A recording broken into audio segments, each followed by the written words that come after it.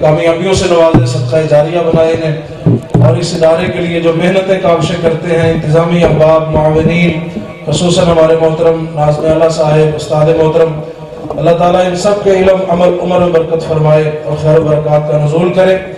میں انتہائی شکریہ ادا کروں گا، دل سے شکر گزار ہوں اپنے معزز مہمان فضیلت الشیخ محترم جناب عظیم حاصل پوری صاحب کا، جنہوں نے اپنے گونہ گو مصروفیات سے وقت نکالا اور الحمدللہ جامعہ میں تشریف لائے درس بخاری ارشاد فرمانے کے لیے۔ میں دعوت سخن پیش کروں گا مصنف کتب کثیرہ فضیلت الشیخ حضرت مولانا محمد عظیم حاصل پوری صاحب حافظہ اللہ تعالی۔ السلام علیکم ورحمۃ اللہ وبرکاتہ۔ بچے آخری حدیث پڑھیں۔ السلام علیکم ورحمۃ اللہ وبرکاتہ۔ الحمدللہ وکفا والصلاة والسلام علی من لا نبی بعد، اما بعد فاعوذ باللہ السمیع العلیم من الشیطان الرجیم، بسم اللہ الرحمن الرحیم۔ باب قول اللہ تعالی وَنَضَعُ الْمَوَازِينَ الْقِسْطَ لِيَوْمِ الْقِيَامَةِ وَأَنَّ أَعْمَالَ بَنِي آدَمَ وَقَوْلَهُمْ يُوزَنُ۔ وقال مجاهد القسطاس العدل بالرومية، ويقال القسط مصدر المقسط وهو العادل، وأما القاسط فهو الجائر۔ قال الإمام البخاري حدثنا أحمد بن إشكاب قال حدثنا محمد بن فزيل عن أمارة بن القعقاع عن أبي زرعة عن أبي هريرة رضي الله تعالى عنه قال قال النبي صلى الله عليه وسلم كلمتان حبيبتان إلى الرحمن خفيفتان على اللسان ثقيلتان في الميزان، سبحان الله وبحمده سبحان الله العظيم۔ السلام علیکم ورحمۃ اللہ وبرکاتہ۔ الحمد للہ رب العالمین والعاقبۃ للمتقین والصلاة والسلام علی رسولہ الکریم، اما بعد فاعوذ باللہ من الشیطان الرجیم، بسم اللہ الرحمن الرحیم۔ باب قول اللہ تعالی وَنَضَعُ الْمَوَازِينَ الْقِسْطَ لِيَوْمِ الْقِيَامَةِ وَأَنَّ أَعْمَالَ بَنِي آدَمَ وَقَوْلَهُمْ يُوزَنُ۔ وقال مجاهد القسطاس العدل بالرومية، ويقال القسط مصدر المقسط وهو العادل، وأما القاسط فهو الجائر۔ قال الإمام البخاري حدثنا أحمد بن إشقاب قال حدثنا محمد بن فضيل عن أمارة بن القعقاع عن أبي زرعة عن أبي هريرة رضي الله تعالى عنه قال قال النبي صلى الله عليه وآله وسلم كلمتان حبيبتان إلى الرحمن خفيفتان على اللسان ثقيلتان في الميزان، سبحان الله وبحمده سبحان الله العظيم۔ جزاک اللہ خیرا۔ بعد فاعوذ باللہ السمیع العلیم من الشیطان الرجیم، بسم اللہ الرحمن الرحیم۔ وَنَضَعُ الْمَوَازِينَ الْقِسْطَ ونضع الموازین القسط لیوم القیامہ او کما قال۔ الحمدللہ آج اس ادارے میں صحیح بخاری کی تکمیل کے موقع پر تقریب صحیح بخاری پر ہم سب حاضر ہیں، اور یقیناً سارے دوست قرآن و سنت کی محبت اور پیغمبر علیہ السلام کی فرامین کی محبت میں جمع ہیں۔ اللہ یہ ساری محبتیں اپنی خاطر قبول فرمائے اور ہم سب کو جنت الفردوس میں اسی طرح جمع فرمائے، اور اس ادارے میں اللہ قیامت تک قرآن و سنت کا بول بالا فرمائے۔ اللہ کا قرآن پڑھا جاتا رہے، پیغمبر کی فرامین پڑھائے جاتے رہیں، اور ہم ان خادمین میں لکھ دیے جائیں جو اس کا اہتمام کرنے والے ہوں اور اس کو چلانے والے ہوں۔ اللہ سب کی خدمات کو اپنی بارگاہ میں قبول فرما۔ یہاں سے جو علم دین کا فیض حاصل کر کے جائیں، پھر ساری زندگی قرآن و سنت کی ترویج کے لیے محنت کریں، اللہ ان کو ہمت اور توفیق نصیب فرما۔ میرے ذمے جو عنوان لگایا گیا ہے وہ صحیح بخاری کی آخری حدیث ہے، جو بچوں سے آپ نے آج سبق بھی سنا۔ یہ بہت بڑی سعادت ہے، قرآن و سنت کو سننا، سمجھنا، عمل کرنا۔ اللہ اس کی توفیق نصیب فرمائے۔ آج کی مجلس میں 4 باتیں مختصر طور پہ عرض کرنے کی کوشش کروں گا۔ پہلی بات، امام بخاری نے جو حدیث یہ ذکر کی ہے، اس کا جو عنوان قائم کیا ہے، یہ عنوان کیا ہے اور اس کا معنی مفہوم کیا ہے۔ اور دوسری بات کہ جو آخری حدیث امام بخاری رحمہ اللہ لائے ہیں، اس حدیث کو ہم تک پہنچانے والے صحابی رسول کون ہیں۔ اور تیسری بات کہ وہ حدیث کیا ہے جو امام بخاری نے اپنی آخری حدیث کے طور پر اپنی کتاب میں لائے ہیں۔ اور چوتھی بات کہ یہ کتاب صحیح بخاری اور امام بخاری کون ہیں۔ چند ایک باتیں اس حوالے سے عرض کر کے دعا کریں گے، اللہ حق سچ سمجھ کے عمل کی توفیق نصیب فرمائے۔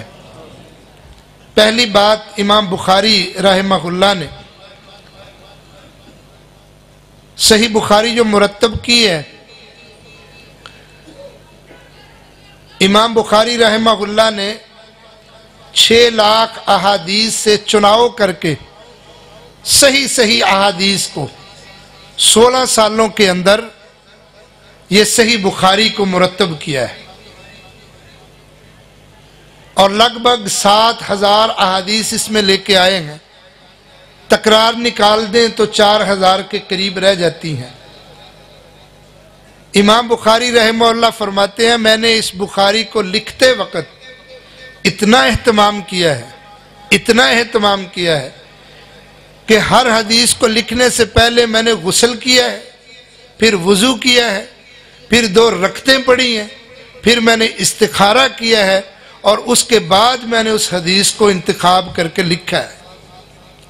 چونکہ امام بخاری رحمہ اللہ چاہتے یہ تھے کہ اس کے اندر میں وہ حدیث لے کے آؤں جو سند اور اصول حدیث کے مطابق بالکل صحیح ہو، اس کے اندر کوئی نقص اور اس کے اندر آنے والی نسلوں میں قیامت تک کوئی قدخن نہ لگا سکے، کوئی اس کے اندر کمزوری نہ نکال سکے، تاکہ صحیح فرمان رسول میں امت تک پہنچا کے جاؤں۔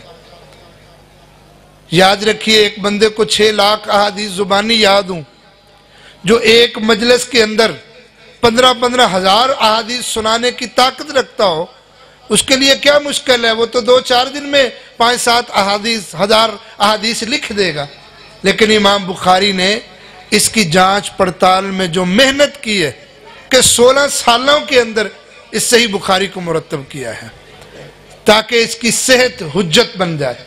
اور پھر فرمایا کرتے تھے میں نے اللہ اور اپنے درمیان اس صحیح بخاری کو حجت کے طور پہ پیش کر دیا ہے، یعنی اگر اللہ مجھ سے پوچھے گا کہ تو نے دنیا میں کیا کیا ہے تو میں کہوں گا اللہ تیرے نبی کی باتوں کو چن کے رکھتا رہا ہوں، یہ میرے لیے دلیل اور حجت ہے جو میری نجات کے لیے اللہ تو کافی بنا دے۔ امام بخاری نے اپنی بخاری میں صحیح بخاری میں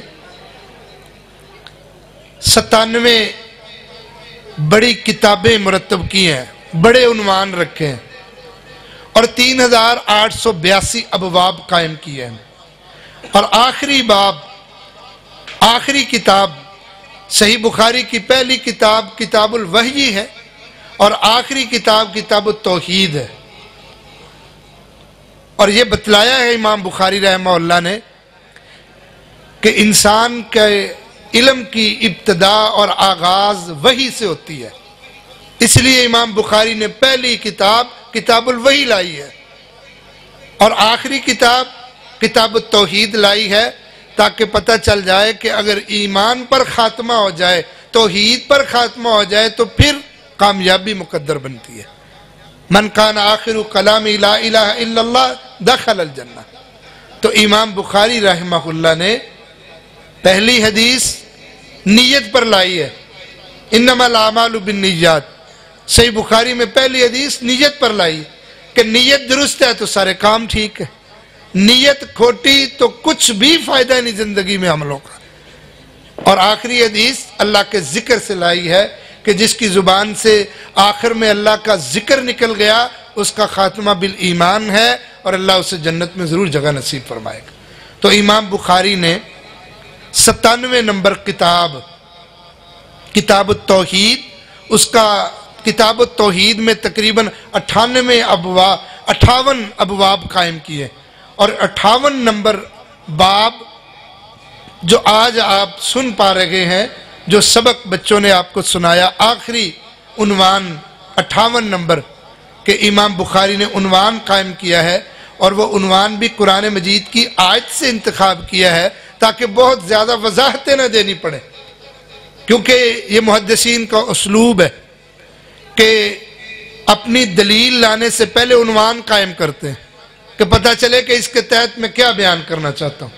تو امام بخاری رحمہ اللہ نے عنوان قرآن مجید کی آیت ہی لکھ دی، چونکہ اس قرآن مجید کی آیت جامع معنی رکھتی ہے اور سینکڑوں مفاہیم اس کے اندر موجود ہوتے ہیں۔ اور وہ عنوان کیا قائم کیا؟ وَنَضَعُ الْمَوَازِينَ الْقِسْطَ لِيَوْمِ الْقِيَامَةِ۔ لوگوں قیامت کے دن انصاف کے ساتھ ترازو لگنا ہے۔ اور پھر آگے وضاحت کر دی کہ ترازو کیوں لگنا ہے؟ اَنَّ أَعْمَالَ بَنِي آدم وَقَوْلَهُمْ يُوزَنُ، کہ انسان کے عمل اور اس کے قول دونوں چیزوں کا روز قیامت وزن ہونا ہے۔ تو بات سمجھائی یہ ہے کہ لوگوں اپنے اعمال اور اپنے اقوال درست رکھو، روز قیامت اس کا وزن ہونا ہے، اپنے عملوں پہ توجہ دو، عمل نہیں تو کچھ نہیں، عمل سے زندگی بنتی ہے، جنت بھی جہنم بھی، یہ خاکی اپنی فطرت میں نوری ہے نہ ناری، یا کچھ نہیں بننا۔ نبی صلی اللہ علیہ وسلم نے فرمایا تھا نا، اور جس کا نسب، جس کا عمل پیچھے چھوڑ گیا، نسب اس کو آگے نہیں لے کے جا سکتا کہ یہ فلاں برادری کا ہے، یہ قریشی ہے، یہ سید ہے، یہ فلاں برادری سے تعلق رکھتا ہے تو آگے نکل جائے گا، نہیں، عمل آگے لے کے جائیں گے اور پھر عمل تو لے جانے ہیں۔ اللہ قرآن مجید میں فرماتے ہیں وَالْوَزْنُ يَوْمَئِذٍ الْحَقُّ۔ اس کے دو معنی ہیں کہ وزن ہونا ہے، یہ بات سچ ہے، اور دوسرا معنی کیا ہے کہ حق سچ کا وزن ہونا ہے، برائی کا وزن کوئی نہیں ہونا، گناہوں کا وزن نہیں ہونا۔ جیسے نبی صلی اللہ علیہ وسلم کے فرامین سے سمجھ آتی کہ دو بندے ہیں جن کا وزن ہونا ہی نہیں کیونکہ وہ حق نہیں ہے۔ ایک کافر، اللہ نے ان کے اعمال کا وزن ہی کوئی نہیں کرنا، فَلَا نُقِيمُ لَهُمْ يَوْمَ الْقِيَامَةِ وَزْنًا، اس کا وزن قائم ہی نہیں ہونا، وہ کافر ہے، اس کے اعمال برباد، اس کے کسی عمل کا کوئی وزن نہیں ہے، وہ سیدھا جہنمی ہے، کافر، منافق، مشرک، یہ انسان، اس کے اعمال کا اللہ کے ہاں کوئی وزن نہیں، یہ جہنمی ہے۔ اور دوسرے جن کا وزن نہیں ہونا وہ لوگ ہیں، نبی صلی اللہ علیہ وسلم نے فرمایا 70,000 لوگ جن کو اللہ بغیر حساب کے جنت میں داخلہ دے دے گا۔ اللہ ان کا وزن نہیں قائم کرے گا، باقی سب کا وزن ہونا ہے، اور حق کا وزن ہونا ہے، سچ کا وزن ہونا ہے، اور اس وزن کے ہی بدلے میں انسان کو اللہ نے صلے اور انعام دینے ہیں۔ قرآن مجید میں مختلف جگہوں پر اللہ فرماتے ہیں فَمَنْ ثَقُلَتْ مَوَازِينُهُ فَأُولَئِكَ هُمُ الْمُفْلِحُونَ، جس بندے کا نیک اعمال کا پلڑا وزنی ہو گیا وہ کامیاب ہے، اور جس کا نیک اعمال کا پلڑا ہلکا ہو گیا وہ ناکام ہے، وہ خسارے میں اور گھاٹے میں رہنے والا ہے۔ تو اس لیے یہ بات نوٹ کریں، انسان کہتے ہیں نا پہلے تولو پھر بولو، یہ وہی بات ہے، کیونکہ تمہارے اعمال کو تولا جانا ہے، اس سے پہلے کہ تولا جائے آپ خود اس کو تول کے آگے نکلا کرو۔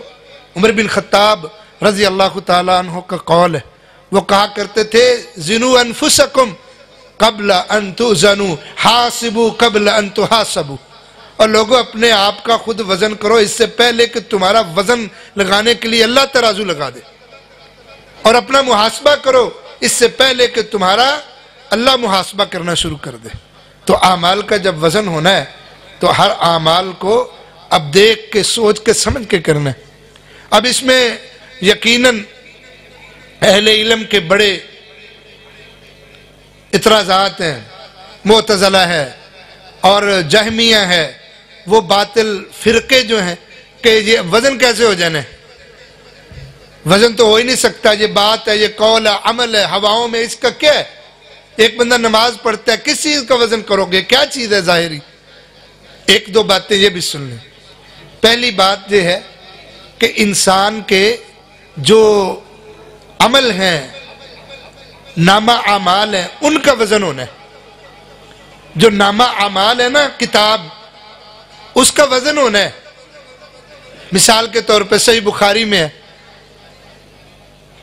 صحیح مسلم میں نبی صلی اللہ علیہ وسلم میں وہ واقعہ بیان کیا، اہل علم جانتے ہیں، حدیث بطاقہ جسے کہتے ہیں، کہ ایک بندہ جس کے 99 رجسٹر ہیں، سب گناہوں سے اٹے ہوئے بھرے ہوئے، ترازو لگے گا اس کو رکھا جائے گا، اللہ کہے گا پاس رہنا، جب ترازو لگنا ہے میزان تو پاس رہنا، تاکہ تیرے جو نامہ اعمال ہے اس کو تو دیکھ سکے کہ اس کا وزن صحیح ہوا کہ نہیں۔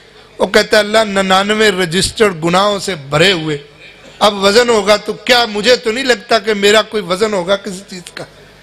حدیث میں آتا ہے اس کا وزن ہوگا، اور پھر اس میں سے ایک بطاقہ، ایک ٹکڑا، ایک پرچی ہوگی جس پر لکھا ہوگا کلمہ توحید اشہد ان لا الہ الا اللہ و اشہد ان محمدًا عبدہ و رسولہ، کہ یہ بندہ یہ کثرت کے ساتھ پڑھتا تھا، اس پر عمل کرتا تھا۔ جب اس کو ایک پلڑے میں رکھا جائے گا اور 99 رجسٹرڈ گناہوں کے دوسرے پلڑے میں، تو یہ توحید والا کلمہ اس کا پلڑا بھاری ہو جائے گا۔ اس وقت پھر اس کے اس ایک عمل کی وجہ سے اسے جنت میں داخلہ دے دیا جائے گا۔ تو پتہ چلا کہ یہ جو نامہ اعمال ہے نا، وہ کتاب جس میں لکھا سب کچھ جا رہا ہے، اس کا وزن ہونا ہے۔ اور بعض محدثین کہتے ہیں نہیں، انسان کے عملوں کو جسم دے دیا جائے گا، انسان کی نماز اس کو ایک جسم ملے گا، انسان کی تلاوت اس کو ایک جسم ملے گا، انسان کے نیک عملوں کو جسم ملے گا، پھر ان جسموں کا وزن ہوگا، اور پھر اللہ اس کی کامیابی اور ناکامی کا فیصلہ فرمائیں گے۔ جیسے حدیث میں موجود ہے، مسند احمد میں اور دیگر کتابوں میں موجود ہے، کہ ایک بندہ قبر میں ہوگا اور اس بندے کے پاس ایک بندہ آئے گا جو خوبصورت چہرے والا ہوگا اور اس کی حفاظت کرے گا۔ یہ بندہ پوچھے گا تو کون ہے؟ تو یہ کہے گا انا عملک الصالح، میں تیرا نیک عمل ہوں، مجھے اللہ نے جو خوبصورت شکل دی ہے، تیرے نیک اعمال کی ایک شکل اللہ نے بنائی ہے، میں وہ ہوں۔ اور جو گناہگار ہوگا، کافر ہوگا، اس کے پاس بھی فرشتہ آئے گا، وہ ایک شکل والا آئے گا، اس سے پوچھا جائے گا تو کون ہے؟ وہ کہے گا انا عملک الخبیث، تیرے برے اعمال ہوں، مجھے جسم ملا ہوا ہے۔ تو گویا انسان کے ان اعمال کو بھی جسم ملے گا، اور پھر ان جسموں کا وزن ہوگا۔ بہرحال وزن تو ہوگا، تیری بات کا بھی ہوگا، تیرے قول کا بھی ہوگا، اس کو جسم دے دیا جائے تب، اس کو لکھ دیا جائے تب، اس کو تو ہواؤں میں اڑا دے تو کیا اللہ قادر نہیں ہے کہ لا کے اس کو سامنے کھڑا کر؟ صحیح بخاری میں اس بابے اور اس بوڑھے بنی اسرائیل کا واقعہ آپ نے بار علماء اور خطباء سے سنا، جس نے کہا تھا مر جاؤں تو جلا کے راکھ ہواؤں میں بکھیر دینا اور سمندر میں ڈال دینا۔ جب انہوں نے ایسے کیا تو اللہ کے ہاں کون سا مشکل، اللہ نے حکم دیا ہواؤں کو لاؤ، اس کو لاؤ، پانی کو کہا اس کو لا کے کھڑا کر کے جسم بنایا۔ دوبارہ اس کو پوچھا تو نے یہ کیوں کیا؟ اس نے کہا اللہ صرف تیرے ڈر کی وجہ سے ایسا کیا، مجھے پتا تھا اگر تو نے پوچھ لیا کہ بندے تو نے کیا کیا تو بتا نہیں سکوں گا، تیرے ڈر سے ایسا کیا۔ اللہ فرماتے ہیں جا تو نے میرے ڈر کی وجہ سے کیا تھا نا، جاؤ تمہیں میں نے معاف کر دیا۔ اور قرآن نے یہ قانون بنا دیا وَلِمَنْ خَافَ مَقَامَ رَبِّهِ جنتان، جو رب سے ڈر کے زندگی بسر کرتا ہے اللہ ایک نہیں دوہری جنتیں دینے کا اعلان کر دے گا۔ تو پتہ یہ چلا کہ انسان کے اعمال کا وزن ہونا ہے، انسان کی باتوں کا بھی وزن ہونا ہے۔ اور ایک بات یہ بھی رکھیں، اب جو وزن ہے نا، یہ وزن ایمان اور خلوص کی بنیاد پر ہونا ہے۔ یعنی ایک نیکی ہے، اس کا وزن یہ طے تو نہیں ہے، ایک بندہ صدقہ دیتا ہے اس کا مقصد ہوتا ہے ریاکاری، ایک بندہ صدقہ دیتا ہے اس کا مقصد رب کو راضی کرنا ہے، تو ان کے دونوں کے عمل میں کتنا فرق ہے۔ ایک نماز پڑھتا ہے اس کی نماز درستی نہیں، سنت کے مطابق ہی نہیں، اجر ملتا ہے مگر ناقص اجر ملتا ہے، اور ایک بندہ کامل سنت کے مطابق عین وقت پر باجماعت مسجد میں پڑھتا ہے، اس کی نماز کا کتنا وزن ہوگا اور کتنا اس کا اجر ہوگا، برابر نہیں ہے۔ ہر انسان کے عمل کا اس کے خلوص کے حساب سے وزن ہونے والا ہے، اس کے ایمان کے حساب سے وزن ہونے والا ہے۔ اب دیکھو نا وہ مشہور روایت ہے عبداللہ بن مسعود رضی اللہ تعالیٰ عنہ کی، مسند احمد میں، وہ کہتے ہیں ہم کسی سفر پہ تھے تو واپسی آ رہے تھے، ایک جگہ پہ میں درخت پہ چڑھا تھا تو صحابہ کرام نے نا میری پنڈلیاں جو بریک تھی، چھوٹے قد کے تھے، حدیث میں آتا ہے عبداللہ بن مسعود جنہیں مفسر قرآن کا لقب ملا تھا، نبی صلی اللہ علیہ وسلم کے پیارے چہتے اور دعائیں پانے والے عبداللہ بن مسعود رضی اللہ تعالیٰ کہتے ہیں میں کھڑا ہوتا نا تو اونٹ بیٹھا ہوتا، قد میرا اتنا کی تھا اور کمزور بھی تھا، تو میری بریک پنڈلیاں دیکھ کے صحابہ کرام مسکرانے لگے، تو کہتے میں نے آ کے رسول اللہ علیہ وسلم کو شکایت کر دی کہ اللہ کے رسول یہ مجھے دیکھ کے نا بطور طنز ہنستے ہیں۔ صحابہ کرام نے کہا نہیں اللہ کے رسول صلی اللہ علیہ وسلم طنز سے نہیں ہنسے، بس ایسے ہنسی نکل گئی کہ کتنا اللہ نے اس کو مقام دیا ہے اور اس کی پنڈلیاں دیکھو کتنی ہیں۔ تو نبی صلی اللہ علیہ وسلم نے آگے سے پتہ کیا کہا تھا، واللہ اسقلہما فی المیزان یوم القیامت من احد، اور لوگوں روز قیامت عبداللہ بن مسعود کی پنڈلیاں جب میزان میں رکھی جائیں گی تو احد پہاڑ سے بھی زیادہ ان کا وزن نکل آئے گا۔ اور احد پہاڑ پتہ کتنا ہے؟ تاریخ مدینہ میں لکھا ہے اس کا ٹوٹل حدود عربے کے حساب سے اس کو رکھے نا تو 19 کلومیٹر پر محیط وہ جبل احد بنتا ہے، 1 کلومیٹر اس کی اونچائی بنتی ہے، اور عبداللہ بن مسعود کی پنڈلیوں کا وزن اس کے برابر ہو جائے گا۔ پتہ چلا کہ یہ انسان کے اپنے خلوص اور ایمان کا بھی وزن ہوتا ہے۔ ایک صحابی ہے نا، اس نے کہا اللہ کے رسول آپ کے ساتھ وہ آتا تھا، مستدرک حاکم وغیرہ میں روایت ہے، صحیح ابن ابان میں، وہ آپ کو دیہات سے آ کے شہر میں کچھ تحائف دیتا۔ ایک دن اس نے سبزی وغیرہ لائی اور جا کے بازار میں فروخت کر رہا تھا، رسول اللہ علیہ وسلم بھی پاس آ گئے، آپ نے اس کے آنکھوں پر ہاتھ رکھ کے کہا میں یشتری ھذا الغلام، یہ غلام کون خریدے گا؟ مذاق کے طور پر، حالانکہ وہ غلام نہیں تھا لیکن بکتے تھے غلام، تو آپ نے اس کو کہا یہ غلام کون خریدے گا؟ وہ سمجھ گیا، پہچان گیا، کہا اللہ کے رسول صلی اللہ علیہ وسلم اس سستے بندے کو کون خریدے گا؟ آپ نے فرمایا نہیں، واللہ عند اللہ انت غال، تیرے ایمان کی وجہ سے اللہ کے ہاں تو بڑا مہنگا بندہ ہے، اللہ کے ہاں تیری قیمت ہے، اللہ کے ہاں تیرا وزن ہے۔ اور مسند احمد میں اور سنن دارمی میں وہ روایت، نبی صلی اللہ علیہ وسلم نے فرمایا کہ ایک دن میں سویا ہوا تھا، دو آنے والے آئے، ایک نے آ کے کہا یہ کون ہے؟ اس نے کہا یہ وہی ہے جس کا تذکرہ آسمانوں پہ ہوتا ہے، جس کا نام محمد صلی اللہ علیہ وسلم، یہ وہی ہے۔ کہا اچھا، کہا پھر اس کو دیکھیں یہ کتنے وزن ہے اس کا؟ کہا چلو ترازو لگاتے ہیں۔ آپ نے فرمایا زمین و آسمان کے خلا کے درمیان ترازو لگ گیا. ایک پلڑے کے اندر انہوں نے نا ایک بندہ رکھا اور ایک میں مجھے رکھ دیا. اب میرا پلڑا بھاری تھا. پھر انہوں نے 100 بندے رکھے, میرا وزن 100 کے ساتھ کیا, میرا پلڑا تب بھی بھاری. پھر 1000 کے ساتھ میرا وزن کیا, پھر بھی میرا پلڑا بھاری, وہ 1000 والا کم. اور دوسرا بندہ اس کو پتہ کیا کہتا ہے, اب ہم نا یہ بات طے کر لیتے ہیں بندے کتنے رکھنے ہیں. حدیث میں آتا ہے 100,000, 1,00,000 انہوں نے رکھا, لیکن پھر بھی رسول اللہ صلی اللہ علیہ وسلم کا وزن زیادہ تھا. پھر دوسرا کہنے والا, اللہ کے بندے اگر ایک پلڑے میں ساری امت کو بھی رکھ دے گا تو پلڑا محمد کا ہی بھاری ہونا ہے. تو کیا پتہ چلا, انسان کی ذات, شخصیت, ایمان کا بھی وزن ہوتا ہے. تو اس لیے اپنے اعمال کو اس قدر قیمتی بناؤ کہ تاکہ کل قیامت کے دن جب وزن ہو تو کچھ وزن بن جائے. نبی کریم صلی اللہ علیہ وسلم کا یہ بھی فرمان ہے, آپ نے فرمایا میں تمہیں بتاؤں کہ سب سے زیادہ وزنی عملوں میں کون سی چیز ہے. پوچھا گیا بتائیے, جامع ترمذی کی روایت ہے, آپ نے فرمایا ما من شیء فی المیزان اسقل فی المیزان یوم القیامت من حسن الخلق. اور لوگوں قیامت کے دن سب سے زیادہ میزان میں وزنی جو چیز ہونی ہے نا وہ اچھا اخلاق ہونا ہے. یہ تمہاری گفتگو جو ہے نا, تمہارے لہجے, تمہارے رویے جو لکھے جا رہے ہیں, یہ وزنی ہونے ہیں. تو یہ میری پہلی بات مکمل ہوئی. امام بخاری نے نازع الموازین القسط لیوم القیامہ عنوان قائم کیا, لوگوں اپنے وزنوں کا حساب رکھو, انصاف کا ترازو لگنا ہے. عمل کھوٹے, خالی اور بے ایمان وہ عمل نہ لے کے آنا, ایمان سے لبریز ہو کے خلوص دل سے عمل کر کے لانا. بات بات کا وزن ہونا ہے, کہیں کسی مغالطے میں نہ رہ جانا, گھاٹے میں نہ رہ جانا کہ خالی نیکیوں سے خالی نامہ اعمال نہ لے آنا, ورنہ روز قیامت اللہ کے ہاں کوئی وقت نہیں ہونے والی. امام بخاری رحمہ اللہ جس حدیث کو لائے ہیں وہ حدیث آخری حدیث ہم تک پہنچانے والے صحابی رسول ہیں ابو ہریرہ رضی اللہ تعالیٰ عنہ. ترجمہ اس کا سماعت فرمائے. امام بخاری رحمہ اللہ الباری بیان فرماتے ہیں حدثنا احمد بن اشقاب, ہمیں یہ حدیث احمد بن اشقاب نے بیان کی. حدثنا محمد بن فضیل, ہمیں یہ حدیث محمد بن فضیل نے بیان کی.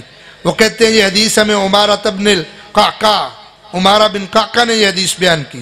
وہ کہتے ہیں ہمیں ان ابی زرعہ, ابو زرعہ نے یہ حدیث بیان کی. وہ کہتے ہیں ہمیں صحابی رسول ان ابی ہریرہ رضی اللہ تعالی عنہ, ابو ہریرہ رضی اللہ تعالیٰ عنہ نے بیان کی. قال النبی صلی اللہ علیہ وسلم, وہ کہتے ہیں کہ نبی کریم صلی اللہ علیہ وسلم نے فرمایا کلمتان, 2 کلمے ایسے ہیں حبیبتان الی الرحمن, رب کو بڑے پیارے ہیں, خفیفتان علی اللسان, زبان پر بڑے ہلکے ہیں, ثقیلتان فی المیزان, میزان میں بڑے بھاری ہوں گے. اور وہ دونوں کلمے کیا ہیں, سبحان اللہ و بحمدی و سبحان اللہ العظیم, کہ اللہ تو پاک ہے اپنی حمدوں کے ساتھ, اور اللہ تو پاک ہے, تو سب سے بڑا ہے. یہ حدیث ہم تک پہنچانے والے صحابی رسول ہیں ابو ہریرہ رضی اللہ تعالی عنہ. ابو ہریرہ رضی اللہ تعالیٰ عنہ 7 ہجری میں آ کے مسلمان ہوئے ہیں مدینے میں. یمن کے رہنے والے تھے, قبیلہ ان کا دوس, اس کی آگے شاخ ازد ہے جس کے یہ باسی تھے. مدینہ میں آئے, مسلمان ہو گئے. نبی صلی اللہ علیہ وسلم اس وقت خیبر کے مقام پر تھے. حدیث میں آتا ہے کہ جعفر طیار اور حضرت ابو ہریرہ یہ دونوں خیبر کے موقع پر رسول اللہ علیہ وسلم کے پاس پہنچے. جنگ میں شامل نہیں ہوئے تھے, لیکن آپ نے مال غنیمت سے پھر بھی ان کو حصہ دیا کیونکہ مسلمان ہو گئے تھے, اور مسلمانوں کو جو خیبر سے مال غنیمت ملا ان کو بھی رسول اللہ صلی اللہ علیہ وسلم نے عطا کیا تھا. ان کا نام عبد شمس تھا. رسول اللہ صلی اللہ علیہ وسلم نے پوچھا کیا نام ہے, کہا عبد شمس, سورج کا بندہ. آپ نے فرمایا نہیں, آج کے بعد تیرا نام عبد الرحمن ہوگا. پھر ان کا نام کیا پڑ گیا, عبد الرحمن بن صخر الدوسی. اور یہ کنیت جو پڑی ہے, یہ تو کہتے ہیں بلی تھی, میں اس کے ساتھ کھیلا کرتا تھا, تو رسول اللہ صلی اللہ علیہ وسلم نے دیکھا تو مجھے اس کنیت کے ساتھ پکارا, تو میں نے کہا لوگوں مجھے اس کنیت سے پکارا کرو, مجھے بھی یہ اچھی لگتی ہے. کیونکہ بلی ہر کو کہتے ہیں اور ہریرہ چھوٹی بلی کو کہتے ہیں, تو کہا کہ بلی والے، ابو ہریرہ بلی والے، تو میرا نام یہ لوگوں نے رکھ دیا اور مجھے بھی اچھا لگا چونکہ رسول اللہ صلی اللہ علیہ وسلم نے یہ پکارا تھا۔ تو ابو ہریرہ عبد الرحمن بن صخر الدوسی کہا جاتا ہے کہ یہ نام جو عبد الرحمن تھا نا، آپ اکثر یہ رکھ دیتے تھے عبد الرحمن یا عبداللہ، کیونکہ صحیح بخاری میں ہے کہ رسول کریم صلی اللہ علیہ وسلم نے فرمایا احب الاسماء الی اللہ عبداللہ و عبد الرحمن، اللہ کو دو نام ہی اچھے لگتے ہیں، ایک عبداللہ ایک عبد الرحمن۔ تو اس طرح آپ نے اس کا نام بھی عبد الرحمن بن صخر الدوسی رکھ دیا۔ اور عبد الرحمن یعنی ابو ہریرہ رضی اللہ تعالیٰ عنہ 7 ہجری میں آئے، نبی صلی اللہ علیہ وسلم کے ساتھ 4 سال رہے، 11 ہجری کے دوسرے تیسرے مہینے میں رسول اللہ صلی اللہ علیہ وسلم چلے گئے اور 1 سال یہ بحرین میں چلے گئے، تو گویا رسول اللہ صلی اللہ علیہ وسلم کے ساتھ انہوں نے 3 سال لگ بھگ 3 سال گزارے ہیں۔ لیکن یہ یاد رکھیے کہ صحابہ اکرام میں سب سے زیادہ احادیث رسول کو یاد کر کے ہم تک پہنچانے والوں میں اول نمبر ابو ہریرہ رضی اللہ تعالیٰ عنہ، 5374 احادیث رسول ابو ہریرہ رضی اللہ تعالیٰ عنہ نے ہم تک پہنچائی ہیں۔ اور ذوق کتنا تھا، ذوق کتنا تھا، آپ حدیث کی محفل میں ہیں، نبی صلی اللہ علیہ وسلم کی احادیث کا ذوق کتنا تھا۔ کہتے ہیں میں لوگ بازاروں میں نکلتے تھے، میں بازاروں میں نہیں جاتا تھا، میں تو ہر وقت اس تلاش میں تھا کہ کھانا ملا ہے کہ نہیں ملا، اس کی پرواہ نہیں تھی، میں تو اس تلاش میں رہتا تھا کہ رسول اللہ صلی اللہ علیہ وسلم کوئی بولیں اور میں اس کو یاد کر لوں۔ اور بڑے اعتراض بھی کرتے ہیں کہ یہ کم عرصہ، اتنا کم عرصہ اور سب سے زیادہ احادیث ان کو یاد ہے، یہ بیان کرتے ہیں۔ صحیح بخاری میں کتاب الجمعہ میں ہے کہ ایک دن یہ بیٹھے ہوئے تھے مسجد میں، تو لوگ تو باتیں کرتے رہتے تھے، تو ایک دن کہنے لگے کہ لوگوں میرے بارے میں تم سنیں بات کرتے ہو کہ ابو ہریرہ رضی اللہ تعالیٰ عنہ کو احادیث بڑی یاد ہے، یہ کہاں سے نوٹ کر لیتے ہیں؟ تو انہوں نے کہا جی اچھا میں تم سے ایک سوال کرتا ہوں، سوال یہ ہے کہ کل رات جو گزری ہے بتلاؤ نبی صلی اللہ علیہ وسلم کے پیچھے نماز عشاء مسجد نبوی میں کس کس نے پڑھی ہے؟ سب نے کہا ہم نے پڑھی۔ کہا بتاؤ پھر رسول کریم صلی اللہ علیہ وسلم نے نماز عشاء میں پہلی رکعت میں قرات کے اندر سورۃ فاتحہ کے بعد کون سی سورت پڑھی ہے؟ سب خاموش ہو گئے۔ کہا بتاؤ دوسری رکعت میں نماز عشاء میں قرات میں سورۃ فاتحہ کے بعد دوسری کون سی سورت پڑھی ہے آپ نے؟ سب خاموش۔ کہا مجھے پتہ ہے کہ رسول اللہ صلی اللہ علیہ وسلم نے کل رات نماز عشاء میں کون سی سورت کب اور کس رکعت میں پڑھی تھی۔ جس کو اتنا ذوق ہو وہی حدیث کو صحیح معنوں کے اندر ضبط کر سکتا ہے۔ بلکہ جامع ترمذی کی روایت ہے آپ صلی اللہ علیہ وسلم کے سامنے ایک دن انہوں نے سوال کیا، اللہ کے رسول صلی اللہ علیہ وسلم آپ کی سفارش کا روز قیامت مستحق کون ہوگا؟ آپ بڑے خوش ہوئے۔ کہا ابو ہریرہ تو جس طرح حدیث کی حرص رکھتا ہے مجھے امید تھی اس طرح کا سوال تو ہی کرے گا۔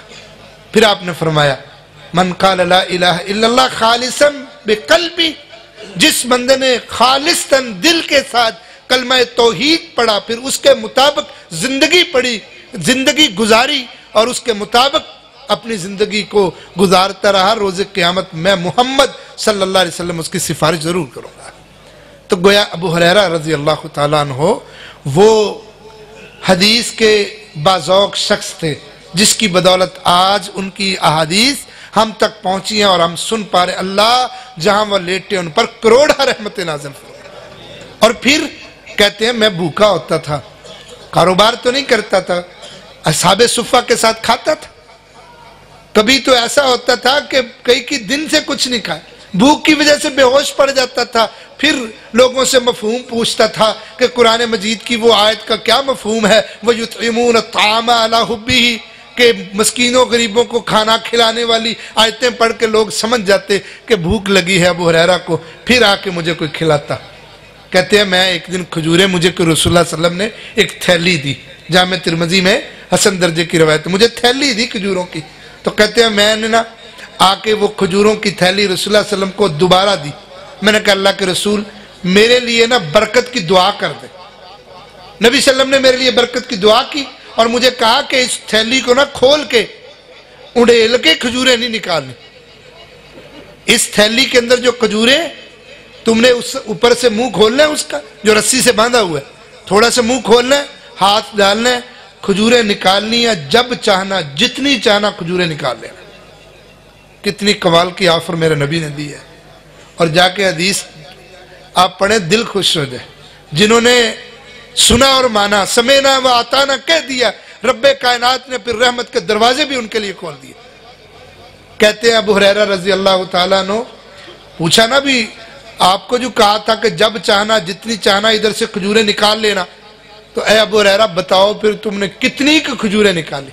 तो वो पता क्या कहते हैं, मैंने कई वसक खजूरें वहां से निकाली हैं। अच्छा, अरबी का मकूला है, तालिब इल्म मौजूद है, एक सा होता है अरबी का पैमाना सा। हम जो ये फतराना देते हैं ना, रोजों का फतराना, वो एक सा देते हैं।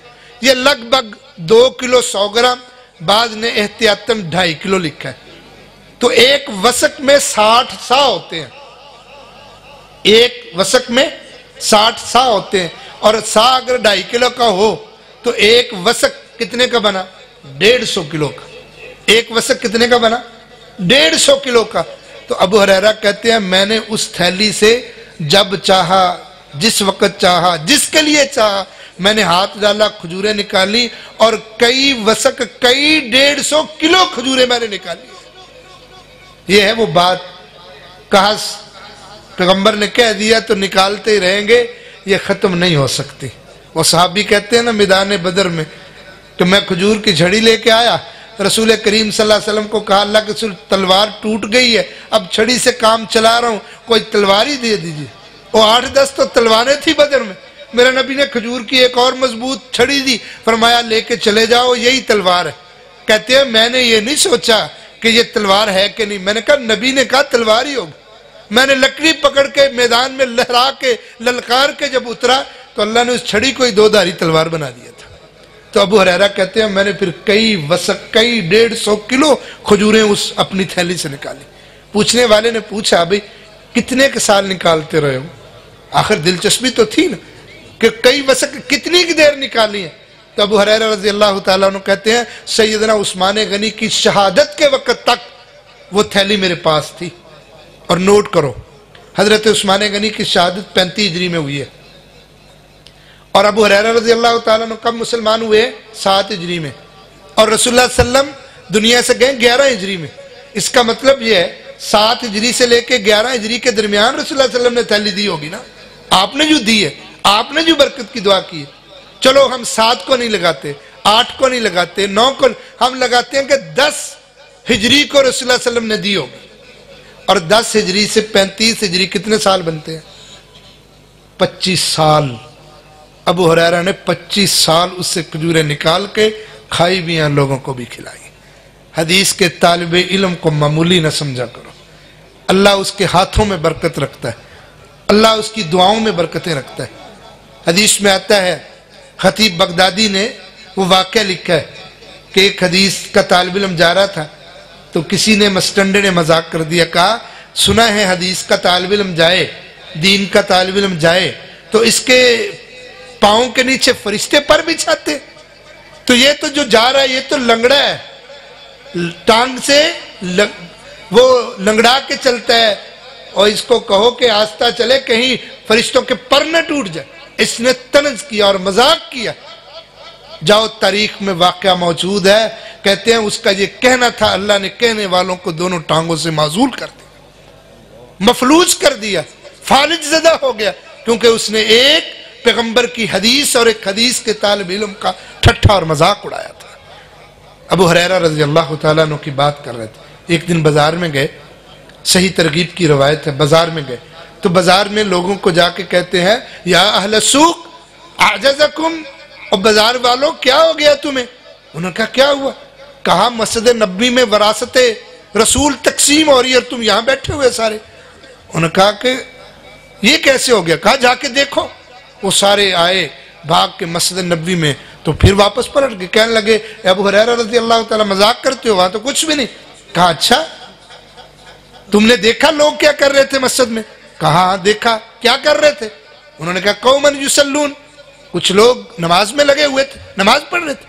वक़ौमन यतलून किताब अल्लाह, कुछ लोग अल्लाह का कुरान पढ़ रहे थे। वक़ौमन यतज़ाकरून अल हलाल वल हराम, کچھ لوگ حلال حرام کی بحث میں علم سیکھ رہے تھے۔ ابو ہریرہ رضی اللہ تعالیٰ عنہ نے کہا وَيْحَكُمْ ذَاقَ مِرَاثُ محمد صلی اللہ علیہ وسلم، افسوس تمہیں پتہ نہیں ہے یہی تو محمد صلی اللہ علیہ وسلم کی وراثت ہے جو تقسیم ہو رہی، اور ہم صرف بازاروں میں لگے ہوئے، اپنے بازاروں میں کام کاج کے ساتھ ساتھ پیغمبر الاسلام کی حدیث کے لیے، اللہ کے قرآن کے لیے اور دین کے لیے بھی کچھ وقت نکالا کرو۔ صحابہ اکرام میں سب حدیث کے حافظ نہیں تھے، مگر وہ اتنا ضرور جانتے تھے کہ انہیں مسلے پہ کھڑے ہونے کے لیے گھنٹوں امام کا انتظار نہیں کرنا پڑتا تھا، انہیں خطبہ جمعہ کے لیے انتظار نہیں کرنا پڑتا تھا، بلکہ وہ اتنا جانتے تھے کہ جنازہ خود پڑھا سکیں، وہ اتنا جانتے تھے کہ اپنی نماز عید خود پڑھا سکیں، وہ اتنا جانتے تھے کہ کفن غسل کے انتظامات خود کر سکیں۔ لیکن افسوس آج ہماری صورتحال کیا ہے؟ تو میں بات کر رہا تھا ابو ہریرہ رضی اللہ تعالیٰ عنہ، اللہ وہ جہاں لیٹے ان پر کروڑ رحمتوں کا نزول فرما۔ امام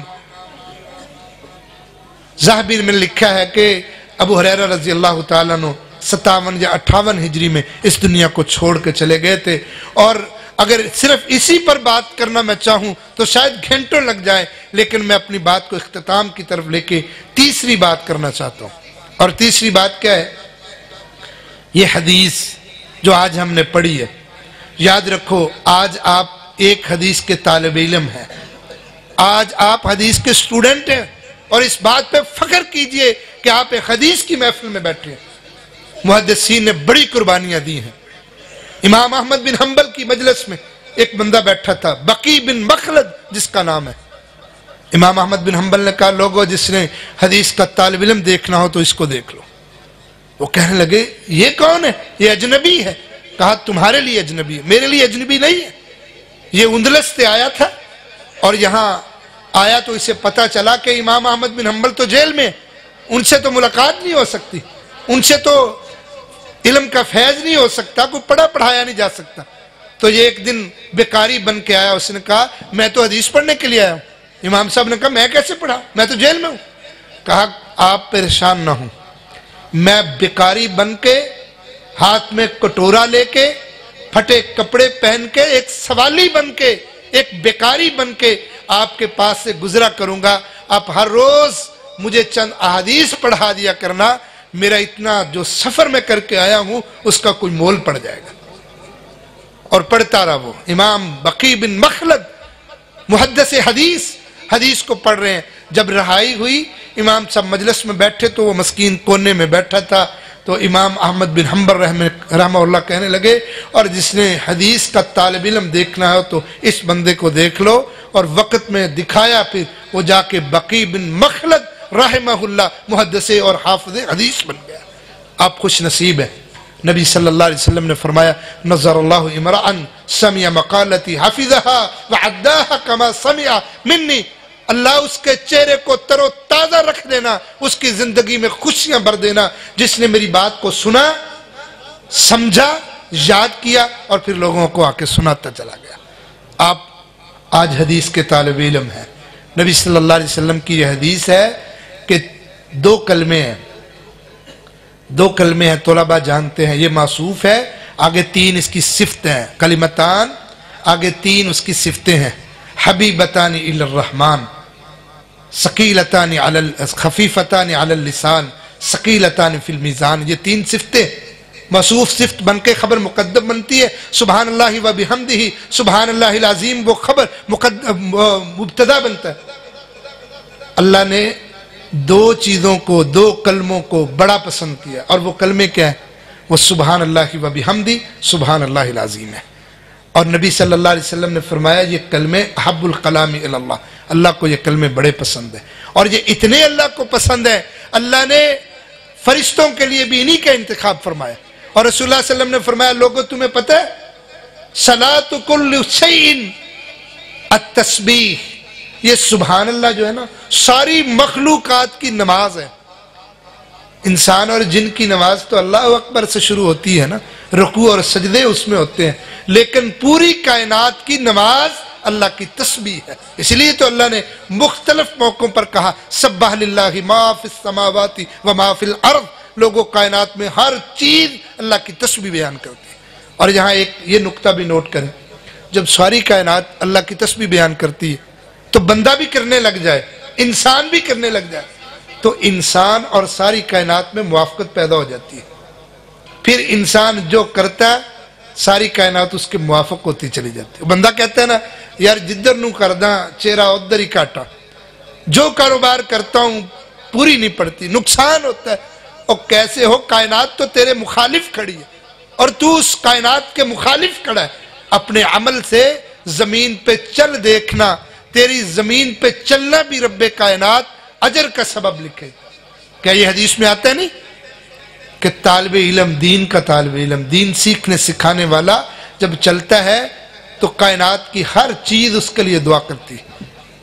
صحابہ اکرام نے شاید تعجب کی نگاہوں سے دیکھا تو آپ نے فرمایا لوگوں، اور چلنے والی چونٹی بھی دعا کر رہی ہوتی، اس کو بھی پتہ چل جاتا ہے جو دین کا طالب علم چل رہا ہے، اس کے لیے چونٹی دعا کرنے لگی۔ اگر سمندر کے پاس سے، چھوٹا نہیں ہوتا سمندر، اس کے پاس سے دین کا طالب علم، حدیث کا طالب علم پاس سے گزر جائے تو وہ اندر مچھلیاں اس کے لیے دعا کرنے لگ جاتی ہیں۔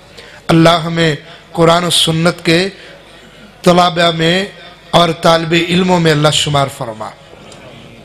سبحان اللہ و بحمدہ کے بارے میں آتا ہے، آپ نے فرمایا کہ جو انسان یہ کلمات صبح و شام 100 مرتبہ پڑھتا ہے، سمندر کی جھاگ کے برابر بھی اس کے گناہ ہوں گے تو اللہ معاف کر دے گا۔ اور ایک روایت میں آتا ہے کہ اگر زمین و آسمان کے خلا کے برابر بھی اس کے گناہ ہوں گے اللہ معاف کر دے گا۔ اور ایک جگہ آتا ہے سبحان اللہ تملأ المیزان، سبحان اللہ کہہ دو نیکیوں سے اللہ کا سارا میزان بھر جائے گا۔ اچھا میزان پتہ کتنے ہے؟ تفاسیر میں آتا ہے کہ اللہ کا جو میزان ہے نا اتنا بڑا ہے، اس کے ایک پلڑے میں اگر زمین اور ایک پلڑے میں آسمان، ان دونوں کو ملا کے ایک ہی پلڑے میں رکھ دیا جائے تب بھی اس کا پلڑا بھرے گا نہیں، لیکن سبحان اللہ کہنے سے نیکیوں سے اللہ تیرا وہ میزان کا پلڑا بھر دیتا ہے۔ اس سے بڑھ کے اور اس جملے کا اجر اور ثواب اور کیا ہو سکتا ہے؟ ام ہانی کہتی ہیں، ام ہانی حضرت علی رضی اللہ تعالیٰ عنہ کی بہن ہے، نبی صلی اللہ علیہ وسلم کے چاچا زاد کزن ہے ام ہانی رضی اللہ تعالیٰ عنہ، کہتی ہیں اللہ کے رسول بوڑھی ہو گئی، کوئی عمل بتائیے جس سے اللہ رب العزت مجھ کو اتنا کر دے کہ میں اس کو پڑھوں اور نیکیوں کے ڈھیر لگ جائے۔ تو آپ نے فرمایا صبح بھی پڑھ لیا کر، شام کو بھی پڑھ لیا کر، یہ 100 مرتبہ کلمات یا 33 مرتبہ یہ کلمات، سبحان اللہ، الحمدللہ، اللہ اکبر، لا الہ الا اللہ، اللہ تیرے لیے نیکیوں کے دروازے کھولے گا اور تیرے لیے زمین و آسمان کے براؤ کے برابر اللہ نیکیاں رکھ دے گا۔ اللہ سے دعا کرو اللہ ہمیں ہر وقت اپنی زبان سے اپنی تسبیح، تحمید اور اللہ تکبیر کہنے کی توفیق نصیب فرما، جس کا معنی یہ ہے سبحان اللہ، الحمدللہ، اللہ اکبر، لا الہ الا اللہ۔ چوتھی اور آخری بات آج کی مجلس کی، اور وہ یہ ہے کہ یہ حدیث جو آج ہم پڑھ رہے ہیں، جس کی آخری حدیث پر ہم بیٹھے ہیں، یہ حدیث امام بخاری رحمہ اللہ نے درج کی ہے۔ ہمیں صرف باتیں سننی نہیں ہے، ہم نے اپنے اسلاف، اپنے محدثین، ان کی سیرت، ان کے کردار کو پڑھ کے اپنی زندگیوں کو بھی اس کے برابر کرنا ہے۔ اب دیکھیں نا امام بخاری رحمہ اللہ جنہوں نے اس حدیث کی کتاب کو مرتب کیا، کیا وہ حدیث مرتب کر کے اور ایک دفعہ پڑھا کے چلے گئے؟ اپنی زندگی میں کوئی 90,000 طلباء کو یہ حدیث پڑھائی ہے، اور ہر حدیث انہوں نے صرف پڑھائی نہیں، صرف لکھی نہیں، بلکہ اس پر عمل کر کے بھی دکھایا۔ اس لیے ہمیں امام بخاری رحمہ اللہ کی سیرت کو پڑھ کے ان کے کردار کے مطابق زندگی بھی کرنی ہے۔ اب دیکھو نا، نبی صلی اللہ علیہ وسلم جس کے خواب میں آ رہے ہوں، امام بخاری کہتے ہیں میں نے اس وقت یہ لکھنا شروع کی کہ مجھے خواب آئی تھی، پیغمبر بیٹھے ہیں، میں پنکھی کے ساتھ مکھیاں آپ کے چہرے سے ہٹا رہا ہوں۔ میں نے اپنے اساتذہ سے تعبیر پوچھی تو امام اسحاق بن راہوے جو میرے استاد ہیں کہتے ہیں تو پیغمبر کی احادیث صحیح لکھے گا جو پیغمبر کی طرف جھوٹ منسوب ہے اس کو دور کرے گا۔ جس کے خوابوں میں پیغمبر آتے ہوں اور خدمت لینے کے اشارے کرتے ہوں، بتاؤ اللہ نے اس کو کیا مقام دیا؟ اور ایسے بیٹے، میں والدین موجود ہیں، یہ بات کرنے لگا ہوں، والدین بھی نوٹ کر لیں، ایسے بیٹے ایسے پیدا نہیں ہوتے، ایسے علم کے سمندر بیٹے ایسے نہیں بنتے۔ ماں کو بھی نیک بننا پڑتا ہے، باپ کو بھی بننا پڑتا ہے۔ امام بخاری نے کیا کہا تھا؟ کہتے ہیں میرے والد دنیا سے جانے لگے نا تو میرے بڑے بھائی کو بلایا اور کہا بیٹا نوٹ کر لے، اب تو گھر کا سرپرست بننے والا ہے، سب بچوں کا کفیل بننے والا ہے، میرے رزق کے اندر 1 روپیہ بھی، 1 درہم بھی حرام کا تو کجا شبہ حرام کا بھی نہیں ہے۔ میں نے اپنے بچوں کو رزق حلال کھلایا ہے۔ جو باپ اپنے بچوں کو رزق حلال کھلاتا ہے تب جا کے امام بخاری جیسے پیدا ہوتے ہیں۔ اپنے رزق پہ نظر ڈالا کرو۔ نیک والدین ہوں نا، سورۃ کہف پڑھیے، علماء سے سننا، اللہ کہتے ہیں ابوہما صالح، ماں باپ نیک تھے، اللہ نے بچوں کی حفاظت کر دی، ان کے خزانوں کی، نبیوں کو لگا دیا دیواریں بنانے پہ۔ ماں باپ نیک ہوں تو نسلوں کی اللہ حفاظت خود کرتا ہے، ان کے کاروباروں کی حفاظت خود کرتا ہے۔ بندہ ساری زندگی لگا دیتا ہے بچوں کے فیوچر کو برائٹ کرنے کے چکر میں، اور نیکیوں سے، نمازوں سے، دکان کے چکر میں، سب پیچھے بچوں کے فیوچر کو اچھا کرنے کے چکر میں، پلاننگ کے چکر میں۔ حالانکہ اللہ نے کہا تو نیک بن جا، تیرے بچوں کے فنانس کا میں ذمہ دار ہوں، ان کی حفاظت میں کرنے والا ہوں۔ اور پھر ماؤں کو بھی وہ کردار ادا کرنا چاہیے۔ کمال ہے یار، وہ ماں کتنی عظیم ہوگی، وہ ماں کتنی عظیم ہوگی۔ امام ابن حجر رحمہ اللہ نے فتح الباری کے مقدمے میں لکھا ہے کہ امام بخاری بچپن میں ان کی نگاہ اور نظر چلی گئی۔ نگاہ چلے گی، ماں نے تو منتیں مانگی تھی، نظریں مانی تھی کہ میں اس کو بڑا ہو کے قرآن کا قاری بناؤں گی، پیغمبر کے فرامین کا خادم بناؤں گی، نبی نہ ہو گیا۔ تو ماں ایک دن سجدے میں پڑ گئی ہے، کیا کہتی ہے؟ اللہ جب تک میرے بیٹے کی نگاہیں لٹائے گا نہیں، سر سجدے سے نہیں اٹھاؤں گی۔ قربان جاؤں اس ماں پر جس کو اپنے رب پر اتنا توکل اور بھروسہ تھا، اتنا لگاؤ تھا رب سے۔ حدیث میں آتا ہے، تاریخ کی کتابوں میں موجود ہے، ابن حجر رحمہ اللہ نے لکھا ہے کہ خواب کے اندر وہ نیند کے جھونکے میں ابراہیم علیہ السلام آ کے کہتے ہیں اماں سر سجدے سے اٹھا لے، اللہ نے تیرے بیٹے کی بینائی کو واپس کر دیا۔ اگر ابراہیم جو محمد بن اسماعیل امام بخاری رحمہ اللہ الباری، اگر تم چاہتے ہو تمہاری اولادوں میں ایسے بچے پیدا ہوں تو باپ بھی اپنا کردار دیکھے اور اپنی ماں بھی اپنا کردار دیکھے۔ اور امام بخاری بتا کیا کہتے ہیں؟ کہتے ہیں اللہ کی قسم، امام بخاری کی ایک کتاب ہے 3 ناموں سے، کئی جلدوں میں، التاریخ، تاریخ الکبیر، تاریخ الاوسط، تاریخ الصغیر، جو اسماء الرجال پر، حدیث کے راویوں کی حالات زندگی پر ہے۔ امام بخاری کہتے ہیں اللہ نے میری نظر کو اتنا تیز کر دیا تھا، وہ میں نے مسجد نبوی میں روزہ رسول کے پاس چاند کی چاندنی میں بیٹھ کے سب کچھ لکھا ہے۔ امام بخاری رحمہ اللہ الباری، جن کی سیرت کو آج پڑھ کے ہمیں سبق لینا ہے اور اپنی عملی زندگی کو بہتر کرنا ہے۔ امام بخاری کہتے ہیں، امام ذہبی نے سیر اعلام النبلاء میں لکھا ہے، کہتے ہیں اللہ کی قسم، اللہ کی عدالت میں کوئی یہ دعویٰ نہیں کر سکے گا، اللہ کی عدالت میں کوئی یہ دعویٰ نہیں کر سکے گا کہ میں نے غیبت کی ہے۔ اللہ کی عدالت میں کوئی یہ الزام لے کے میرے پاس نہیں آئے گا کہ میں نے غیبت کی ہے۔ اخلاقیات کا اس سے بڑھ کے اور معیار کیا ہو سکتا ہے؟ کوئی ہے جو دعویٰ کرے کہ میں نے کبھی چغلی نہیں کی، میں نے کبھی غیبت نہیں کی، میں نے کبھی جھوٹ نہیں بولا؟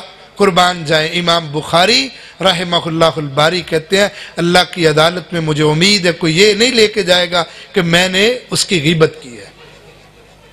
تقوی بھی کمال کا تھا۔ امام ذہبی نے لکھا ہے کہ ان کے ایک شاگرد تھے جو نبینے تھے، محمد بن حاتم بیان کرتے ہیں کہ ابو میشر ایک نبینہ شاگرد تھا امام بخاری کا۔ امام بخاری ایک دن جا کے نا اس کے پاس بیٹھ کے اس سے معافیاں مانگنے لگے، کہتے ہیں ہم سب دیکھ رہے تھے بھی یہ کیا منظر ہے، استاد मुहद्दिस हदीस के हाफिज एक शागिर्द से जाके माफी मांग रहे हैं, क्या हुआ? वो कहता है उस्ताद मोहतरम क्या हुआ, आप मुझसे माजरत और माफी। कहने लगे नहीं, इमाम बुखारी रहमहुल्लाह कहते हैं मुझसे गलती हुई है, अल्लाह के लिए मुझे माफ कर दीजिए। वो कहते हैं मैंने माफ किया, बताए हुआ क्या है? इमाम बुखारी कहते हैं मैं एक दिन हदीस पढ़ा रहा था, तू नबी ने, तुझे क्या पता आगे क्या मंजर है, तू उस हदीस को सुन के लुत्फ अंदोज हो रहा था और सर हिला रहा था, तो मेरी हंसी निकल गई, मुझे लगा कहीं वो ताना ना बन गया हो, तो मैं तुझसे माफी मांगता हूं अल्लाह की अदालत में, कहीं ये मेरे खिलाफ केस न कर देना कि इमाम बुखारी ने तर्ज के तौर पर मुझ पर हंसा था। अल्लाह में कुर्बान जाऊं इन मुहद्दिसीन पर जिन्होंने खिदमत हदीस की है। आज हमें उनकी सीरत को भी अपनाने की जरूरत है। इमाम बुखारी रहमहुल्लाह कहते हैं कि मैं एक दिन रात को एक सौदा लेके गया जिसका रेट 500 दिरहम लगा। मैंने कहा भी नहीं सुबह देखेंगे। कहते सुबह गए तो एक पार्टी ने उसका रेट 1000 दिरहम लगा दिया, लेकिन मैंने अपने साथियों को कहा नहीं, जिसने 500 लगाया था उसको लेके आओ, सौदा उसको बेच दिया। पूछा साथियों ने ये क्या? कहा असल में मैंने रात को नीयत कर ली थी। इमाम ज़हाबी ने सिर आलमिन नुबला में लिखा है कि इमाम बुखारी कहते हैं मैंने रात को नीयत कर ली थी कि ये सौदा 500 दिरहम में बेच दूंगा, इसलिए मैंने ये मुनासिब नहीं समझा। मेरा रब जानता था नीयत को कि मैं नीयत कर चुका हूं, मैंने इसीलिए नफे को नहीं देखा, मैंने अपनी नीयत को देखा है जो मेरे रब को पता था, मैंने इसीलिए 500 दिरहम में सौदा कर दिया। मेरे भाई आखिरी बात, हमें अपना मुहासबा करना चाहिए। आज खुतबात, बयानात, वाज बड़े सुने हैं हमने, अल्लाह की कसम अगर उस पर अमल नहीं है तो सब खोटा है। आखिरी बात करके दुआ करूंगा, मुझे बताइए जब बिलाल हबशी से रसूलुल्लाह सल्लल्लाहु अलैहि वसल्लम ने मेराज से वापसी आके पूछा था कि बिलाल मैंने जन्नत में तेरे कदमों की आहट सुनी है, तो क्या सवाल किया था? माजा अमिलता, और बता अमल क्या करता है? चलता जमीन पे है, जन्नत पे सुनाई देती है। समय तू दफा सौता ना अलैक, मैंने तेरे कदमों की आहट अपने सामने सुनी है, क्या अमल करता है? तो उन्होंने क्या कहा था कि कलमा पढ़ा है हुजूर, आपकी गुलामी है, इससे बढ़ के और क्या? ये नहीं कहा उन्होंने कहा नहीं, मुझे एक अमल पर उम्मीद है अल्लाह से कि मैं वो अमल बड़े एहतमाम से करता हूं, मुमकिन है मेरा वो अमल अल्लाह को पसंद आ गया। कहा क्या? कहा जब भी वजू करता हूं नमाज पढ़ना शुरू कर देता हूं, तहियतुल वजू तहियतुल मस्जिद पढ़ता हूं, मुझे मेरे इस अमल पर बड़ी उम्मीद है। अमल से जिंदगी बनती है, जन्नत भी जहन्नम भी। ये खाकी अपनी फितरत में नूरी है न नारी है। अल्लाह से दुआ करो, अल्लाह जिन बच्चों ने सही बुखारी पढ़ी अव्वल ता आखिर, अल्लाह उनके इल्म व अमल में इजाफा फरमा। जिन असातिज़ा ने पढ़ाई अल्लाह उनके इल्म में, उनके रिज़्क़ में, अल्लाह उनकी सेहत में बरकत नसीब फरमा। अल्लाह जिस अदारे के अंदर हम बैठे हैं इसे दिन दुगनी रात चुगनी तरक्की नसीब फरमा। अल्लाह इसके साथ जितने मुआविनीन हैं, इसको चलाने वाले हैं, अल्लाह उन सब के जन्नत में महल्ला तामीर फरमा। अल्लाह अदारे के नाज़िम आला जनाब ताहिर साहब, अल्लाह उनको सेहत व आफियत वाली ज़िंदगी दे। ये बूटा जो मुरझाने के करीब था, माली अल्लाह ने पैदा कर दिए, अल्लाह इनकी खिदमत को कबूल फरमा। अल्लाह हमें भी तौफीक दे तेरे दीन के किलों को आबाद करने में हम भी कोई किरदार अदा करें और रोज़े क़यामत कह सकें अल्लाह ये अमल है जो छोटा सा छुपा छुपा के अल्लाह लेके आए, अल्लाह कबूल करके निजात का ज़रिया बना दे। व आखिरु दावाना अनिल हम्दुलिल्लाह सुब्हान रब्बिक रब्बिल इज़्ज़ति अम्मा यसिफून व सलामुन अलल मुरसलीन।